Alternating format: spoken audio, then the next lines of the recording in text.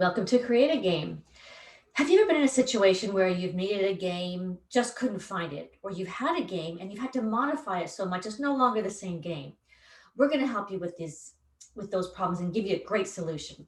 Create a Game is a very unique way to make your own games with our support. We're not going to hang you out there. We're going to give you the whole instruction, the whole enchilada on how to get this done. So let's take a quick tour on what Create a Game looks like and can do for you. So let's start by filling this in. Once we go to createagame.ca, we fill in our name, the age group we're working with. Let's say we're going to be working with children in grades 1 to 3 today, or we are someone in grade 1 to 3 today. We're in a small space. Maybe we're at home virtually learning, or we're in a classroom. Doesn't matter. It'll work anywhere. And let's say 1 to 4 people to start right now. That's who's going to be playing our game. So we submit this, and now we have everything here that we're going to need to make a game. Up here are your instructions. Once you've read them, you can certainly click OK, and they're gone. And they're easily found in the little yellow question mark here. If you need them back, there they are again. So let's hide them for now. So that gives us a little more space. So each of these areas here are your different categories. So we have equipment, what you're going to be playing with. It could even be no equipment, so keep that in mind. Your action, how you're going to move. Your target, what's the purpose of your game, the goal of your game. Your social skills. We've just added this one in because we want to make sure that people are going to play well together. Our game DNA, the structure of the game. What is how, not the purpose, but how it looks and how you're going to include that in your instructions. And the stage. Let's add this where maybe we're going to pretend and add a different element on where this game is being taken place. So you'll notice that action and target both have asterisks. Those two are necessary, okay? So what we can do is, you know what? If I don't like these, I'm just going to change them. Click the random button and change your activities to something else. You get 3 tries for this. So we've got the agility ladder. We can either drag it over or we can click the select button and they start going over. If you notice, so this is our game recipe book. We'll explain more in a second, but I want you to notice that these squares where your ingredients are going are red right now. So of course we have to choose target. Let's take our target.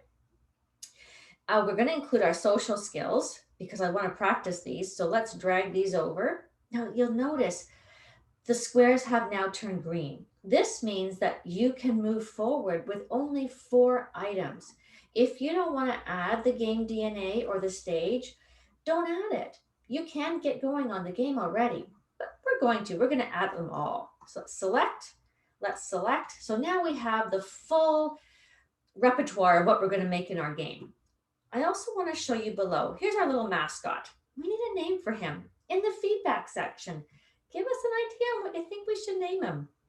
But he has all the clues and the help that you're going to need. So right now, this talks about using the KISS theory that we're talking about. Keep it simple and safe. Make sure that you keep your ideas very simplified because nobody wants to play a complicated game. And of course, we have to be safe. Make sure that the area is clear when you're playing. If you need new ideas, just click the mascot and more will come up. He'll follow us, don't worry. So we've got our items. If you need to remove something, you can start by doing that. You can take them off and then you can also add them back in. Maybe you want to change your mind. Maybe you want to click the random button one more time to get different options. You can do that too. So let's select and submit. All right, remember, there's our mascot. He's right there for us. So if we need him, we've got him. So we have an agility ladder. We're going to be twisting.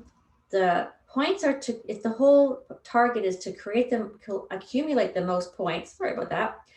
We need to try to finish the game. That's our social skill. We want to make sure that we, don't go off in a huff just because something's not working for us. We want to make sure that we stay in the parameters. So that's our game DNA. And we're going to pretend this whole game, this is our stage, has no gravity. So what can that look like? Actually, that would look kind of cool with the agility ladder and the twisting, how that's going to be perfect. So what you're going to do is you're going to write your game instructions down there. If you need more space, simply drag them out just like that, and you have more space to write.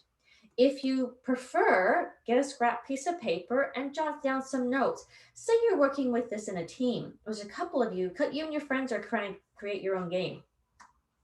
Jot your own notes down too, and then you can put all of the full instructions right there. Don't forget though, make sure that you name your game and what this can look like, because then what happens is you get to print it as well. You also get to go and share this game in our community, our games community. So there's going to be more information on this as becomes, because this is just something new. This web app that we've created is a very brand new product. We want you to try it out and we would love your feedback. So again, feedback button is there, and we're going to have more information with our game community game sharing in the very near future. So please play, have fun. That's the most important thing. Be creative and enjoy.